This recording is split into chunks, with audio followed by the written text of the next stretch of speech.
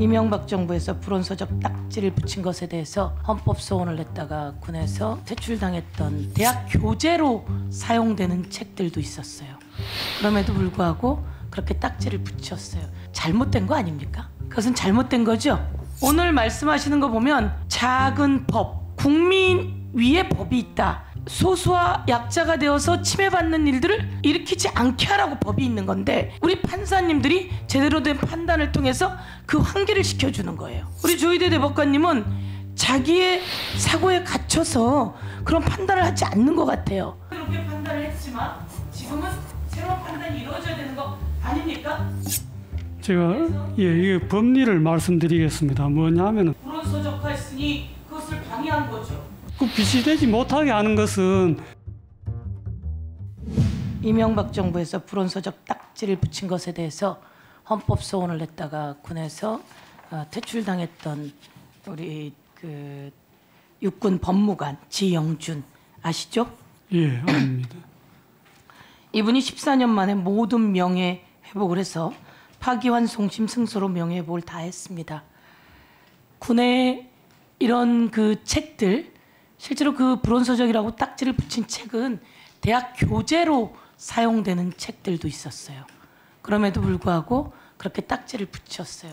이거 잘못된 거 아닙니까? 그것은 잘못된 거죠. 그것은 잘못됐는데 거기에 군내 절차를 안 밟고 흔들어서 그것에 대해서 문제 제기를 하시는 거였습니까? 그렇지 않습니다. 제가 설명을 드리면은 아까 홍정민 의원님 말씀대로 다수 의견이 전제하는 게 책 읽을 자유를 침해했다는 것입니다. 그런데 군에서 그 병사가 가지고 있는 책을 뺐거나 뭐 한 적이 전혀 없습니다. 말하자면 도서관에 그런 책을 비치해 놓으면은 병사들이 읽을 기회가 생긴다는 그런 논리입니다. 그런데 위원님 아시다시피 그 책을 기증할 수는 있지만은 예를 들면 국립중앙도서관이나 대법원 도서관에 누가 지금 잡고 시간이 없는데요. 예. 제가 그 말씀을 계속 들으면서 그런 생각이 듭니다. 예. 세상이 바뀌었어요, 많이. 그렇죠? 예, 뭐 세상이 많이 바뀌어서 지금은 군에서 핸드폰도 갖고 있어요.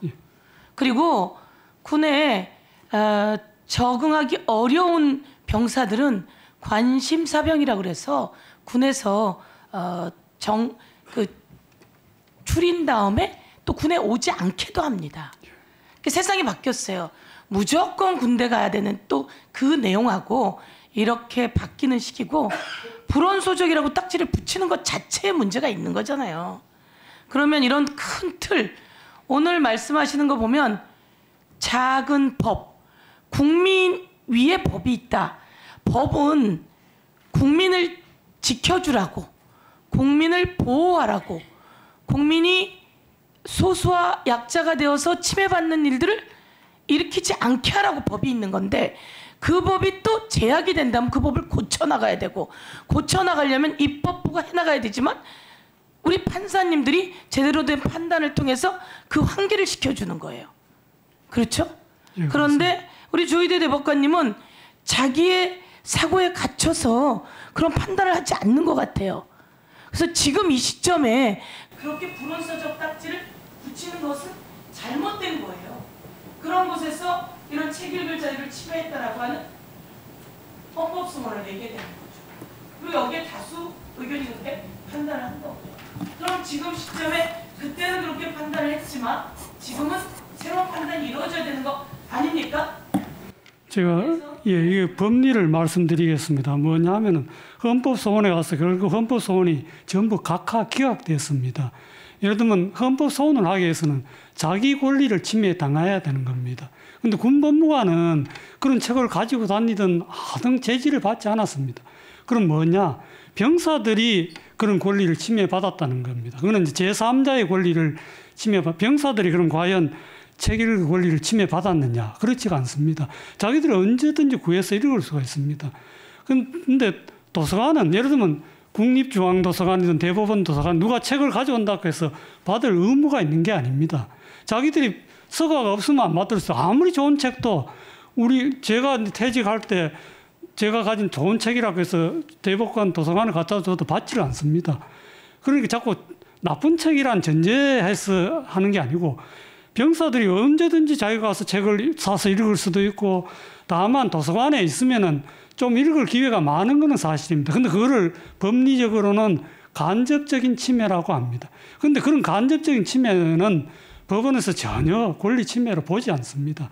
그러니까 이 다수 의견이 잘못된 이런 법리를 전제로 결론만 이렇게 자꾸 하는 그런 걸 저는 법과 원칙에 따라서 끝까지 저는 그런 법리는 우리 사회의 법치주의를 형성해 나가는데 큰 한 건 한 건 그런 게 쌓이면은 큰 폐단이 되고 사법 불신을 일으킨다. 그런 헌법재판소도 마찬가지로 그래서 각하 기각을 다 한 겁니다.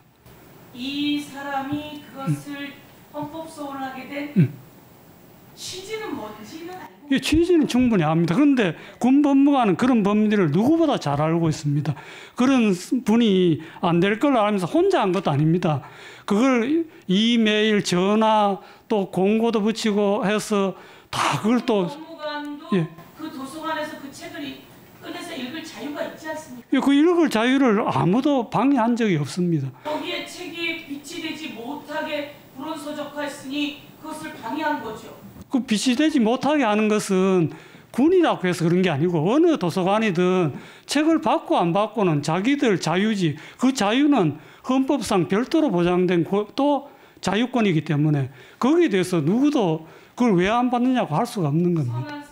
정리해 주십시오. 선한 사마리아인 그리고 북한의 우리식 문화 등 이런 것들은 베스트셀러이기도 하고 대학의 교재이기도 합니다. 두 번째 제가 말씀드렸거든요.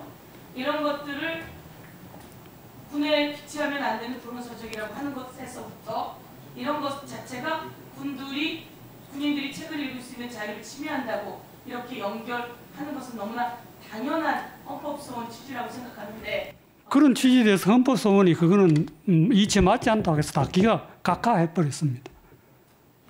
예.